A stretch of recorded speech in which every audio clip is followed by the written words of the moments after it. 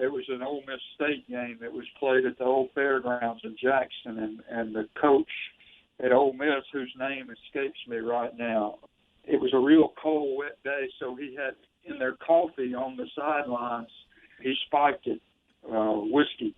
And needless to say, they got drunk. They got beat. And after the game, they asked the coach if he was going back to Oxford with the team. He said no, he wasn't, and he hoped he never saw him again. It was the last game he ever coached at Ole Miss.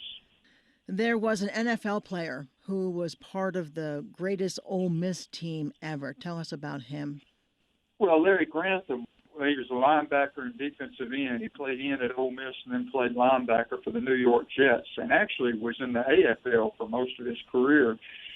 After his junior year, I believe it was his junior year at Ole Miss, he actually robbed his teammates at the locker room at the Gator Bowl. They played in the Gator Bowl that year. Some of the players got back to their lockers and started looking around, and they either had rings, watches, wallets, cash missing from their lockers.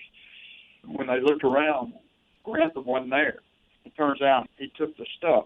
And then the next year, Grantham and his daddy show up, and John Vaught, the Ole Miss coach, brings them into the locker room for a team meeting.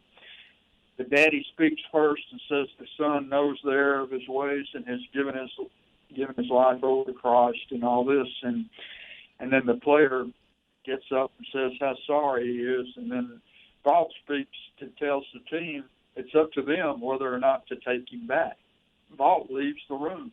And Charlie Flowers, who was the great fullback, one of the greatest Ole Miss players of all time. Remember, this is 1959.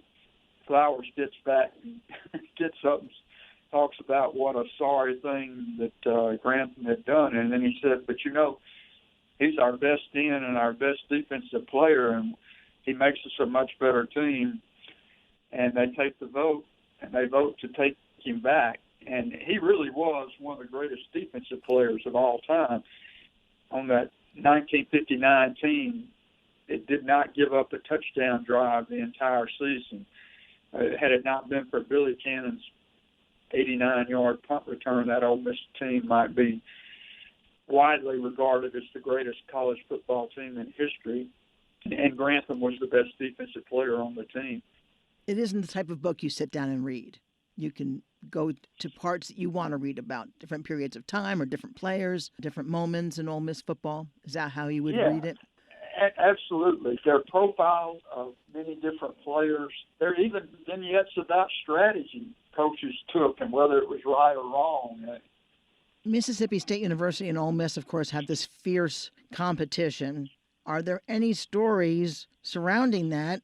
And is Ole Miss always the victor in these stories? Well, no. In fact, the one that we talked about earlier was a Mississippi State Ole Miss game where the Ole Miss coach spiked the coffee urn on the sidelines. That was back when Ole Miss and Mississippi State played at the Jackson Fairgrounds. They actually rode trains to the game back then. At least the Ole Miss team did. But there's several Mississippi State Ole Miss stories, and not all of them did Ole Miss win. Can we expect any more books, do you know, like Jackson State or Southern or MSU? Well, the same, I would say, you know, just from what I know about all the Mississippi schools, there's a book in there for somebody to do. Here's the thing about Neil White. He's a great writer himself. His book is one of the best non-fiction books I've ever read, and it has nothing to do with sports at all. But he's also a publisher of books, and he really knows how to put a great book together. I'm a big fan of the way he produces books for Novelist Publishing, and I think that anybody who tried to do a book like this, it would be good to have his advice and his counsel on it. Stories from 125 years of Ole Miss football. The editor and publisher is Neil White, and we've been speaking with Rick Cleveland, who is one of the contributors to this book. Rick, thank you so much. Thank you, Karen. It's always good to talk to you.